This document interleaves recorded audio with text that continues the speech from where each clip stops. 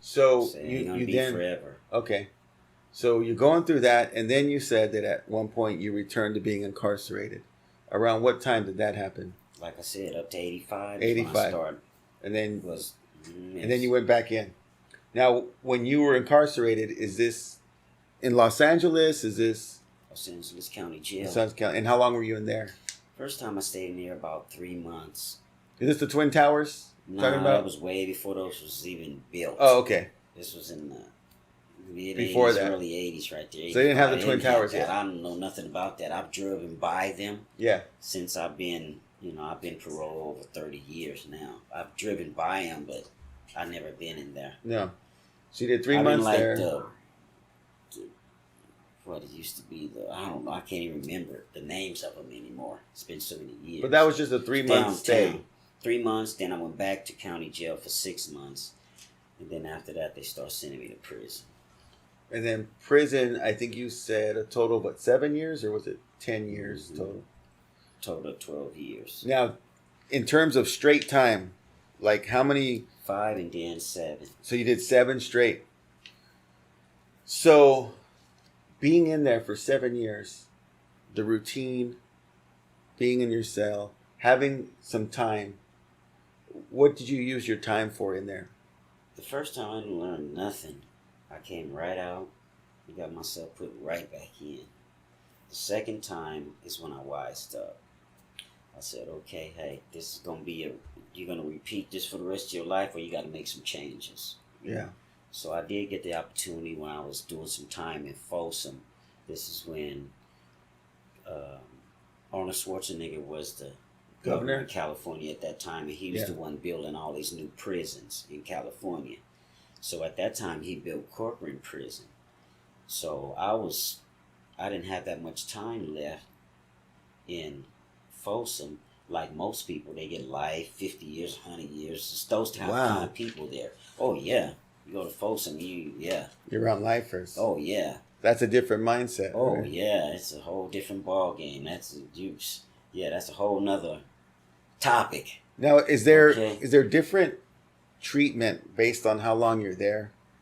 I mean, do lifers carry themselves differently than short-term guys? You would fall under what, short-term? You basically got to carry yourself the same way in prison because all rules is for everybody. I see.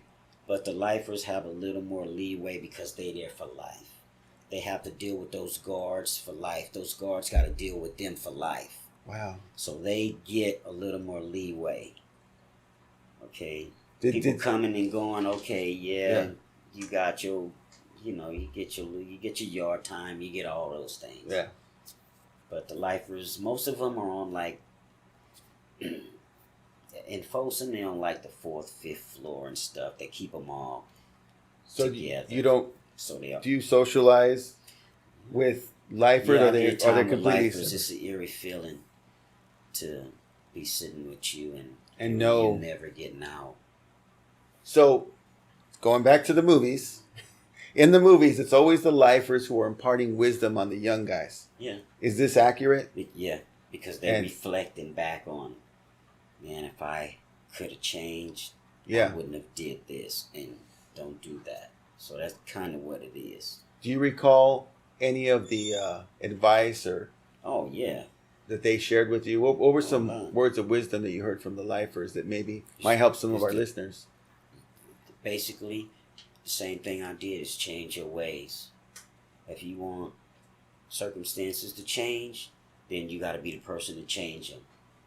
If there's certain things you're doing in your life, you got to change that. If it's negative for you, if it's harming you, you got to change. You got to change it. Nobody gonna change it for you. But it's good to get advice from older guys, even younger guys that's got wisdom.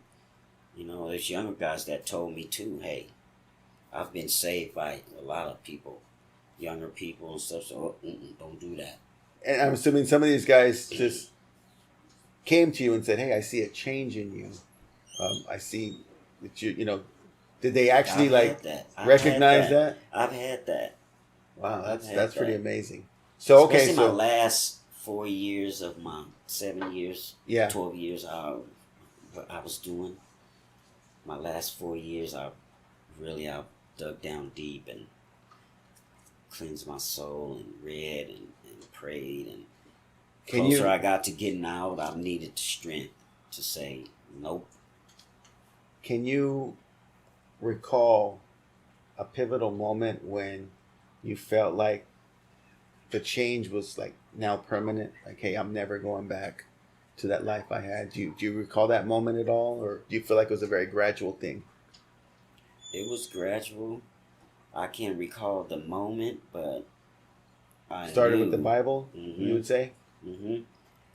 As long as I continue to trust in the Lord and try to stay on that path, that I was going to be good. And I make that step, and Jesus make 2 steps. And that's what he did for me. My whole time up to now. Amen.